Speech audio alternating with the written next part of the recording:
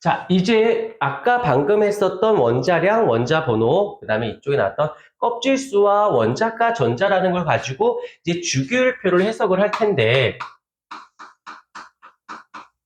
주기율표에서는 일단 가로줄 하고 그 다음에 세로줄을 이렇게 생각하면 돼요. 가로줄, 세로줄, 그래프를 한번 쓰고 지울게. 그래프에서 가로줄을 우린 뭐라고 읽어? X축이라고 읽죠. 그 다음에 세로줄을 뭐라고 읽어? Y축이라고 하지 않던가? 그 다음에 달력으로 보자. 달력으로 보게 되면 이렇게 세로줄을 뭐라고 하더라? 주.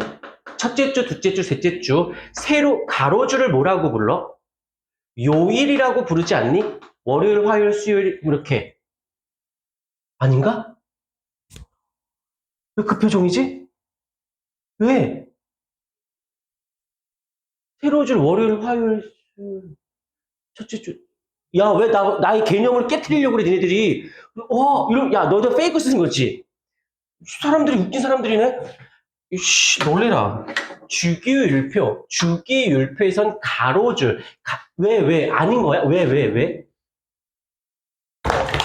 아니, 버리려고 그랬지. 너 사람 당황하게 만들지 마. 이렇게 그래프나 달력같이 가로줄, 세로줄을 이름을 따로 쓰듯이 이 주기율표에서도 가로줄이라는 말 대신에 주기라는 말을 쓰기로 하였고요. 세로줄이라는 말 대신에 족이라는 말을 썼다라는 거예요. 지금 이 얘기가 왜 저기랑 매치되는지 알겠니? 오케이. 이해가 됐으리라 생각하고. 그런데 내가 여기서 말하고 싶은 건 요 단어가 더 중요해. 어떤 거? 만약에 같은 주기야. 같은 주기에 있는 원소라는 이 말의 뜻은 무엇이냐면 같은 주기의 원소야. 즉 예를 들면 리튬, 베릴륨, 붕소, 탄소, 질소, 산소, 플로린 이렇게 같은 주기에 있는 원소들을 뭐라고 부르냐면 너희들은 같은 껍질수를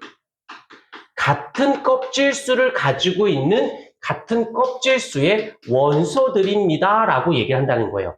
여기서 이 노란색 글씨로 기억하지 말고 빨간색 글씨로 기억하세요. 가로줄을, 예를 들면 이렇게 보자. 2주기 원소야. 예를 들어서 2주기 원소들이라고 했다라면 이 말의 의미는 껍질수가 몇 개이다? 껍질수가 2개인을 가지고 있는 원소들이란 뜻이에요.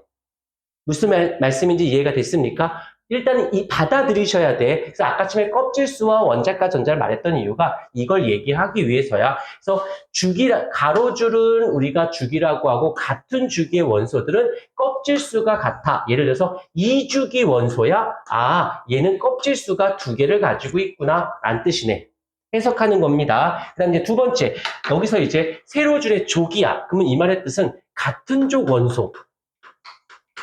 같은 족의 원소래.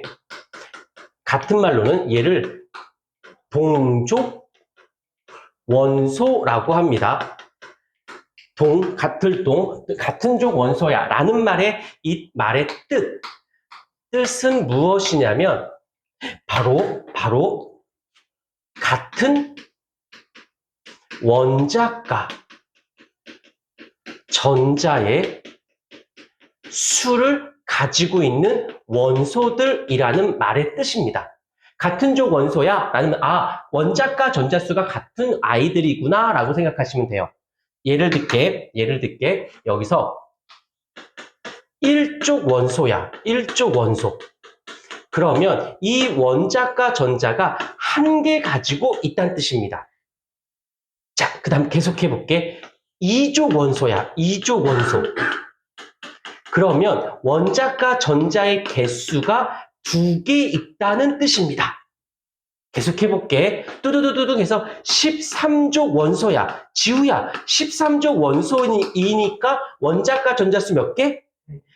오씨, 야, 13개라고 네가 대답해야지. 그럼 바보야 아니거든? 이라고 얘기해 줄 거 아니야. 왜 정답을 말하고 그래? 자, 몇 개라고?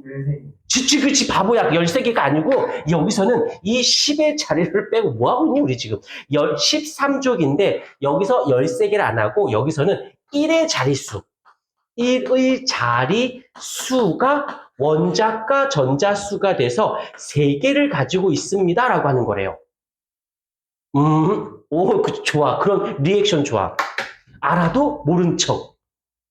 14족, 이제 숫자를 써볼게. 14족 원소는 4개를 갖고 있고요. 15족 원소는 5개를 갖고 있고요. 16족 원소는 6개를 갖고 있고요. 17족 원소는 7개를 갖고 있고요. 18족 원소는 몇 개 갖고 있게요?